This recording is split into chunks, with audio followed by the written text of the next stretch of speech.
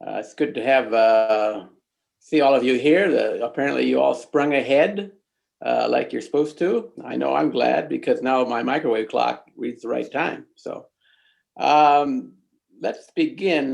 These are my welcoming words. I want to extend a warm welcome to you today. Everyone is welcome here.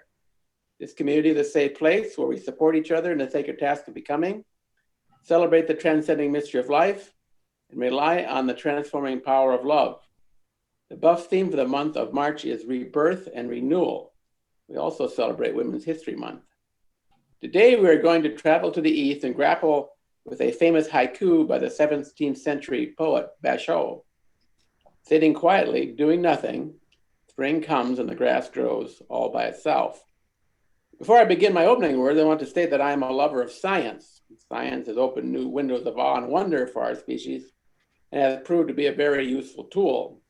I also need to add that the men in my Tuesday Talkers group are treasured friends. Most of you know that I am part of a group of men that meets every Tuesday to talk about whatever is on our minds. Mostly our talks revolve around politics and other such matters. We seldom talk about religion. Most of the men have consigned religion to the trash can of history as superstitious claptrap. All the men in the group are men of letters.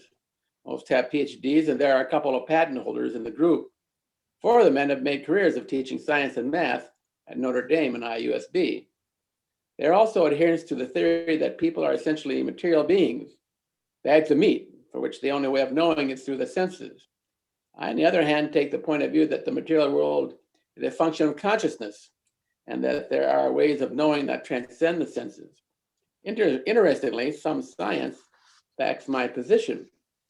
Last Tuesday, the discussion was on climate change. It was a session of lamentation.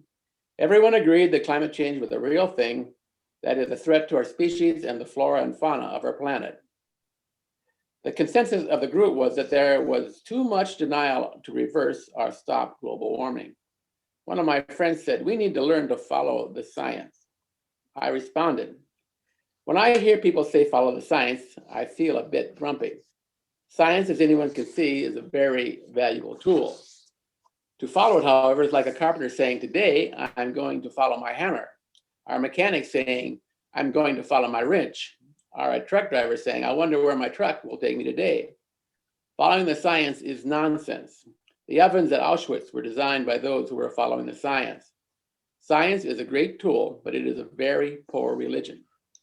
I suggested that the real problem was not one of denial by the uninformed and naive, but denial by the sacred, by educated people like us.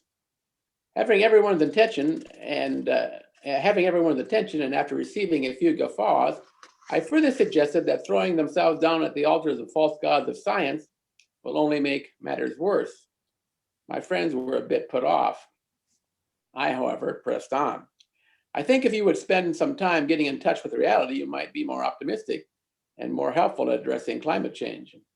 The response was not positive, but one of the guys was able to spell it out. Okay, Mr. Smart, let's say Guy, how do we get in touch with reality? I said, I'm glad you asked that. I think to touch reality, one must spend some time in the company of one's nature self, or one's God self, or the Tao, or if you prefer, the really real. Call it what you want. The prescription in Zen is sitting quietly, doing nothing. Spring comes and the grass grows all by itself. This means that if we still our minds for a bit each day, that the really real will provide us through our creative imaginations, the spiritual manna, and the will to materially address these issues. For instance, my creative imagination is telling me that we have reason to be optimistic, telling me that we are of the earth and that as children of the earth, we already have within us ways to heal the current political and ecological threats. The real answers to climate change are spiritual answers that lie within our connections to ourselves, the universe, and each other.